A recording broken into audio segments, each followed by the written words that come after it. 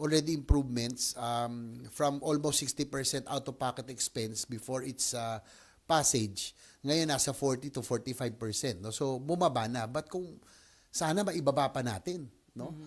Again, reminder to PhilHealth, being the author, hindi tayo profit-oriented. No? Service-oriented tayo dapat. Kung meron tayong pondo, dapat yan ginagastos for the benefit of the members. Dapat hindi nahihirapan.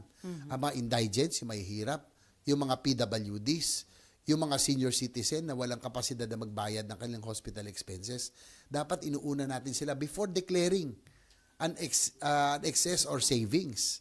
'Di ba? So, hindi ang DOF ang may kasalanan dito. I think it's PhilHealth. Kasi bakit kayo magdedeklara hanggat may nahihirapan?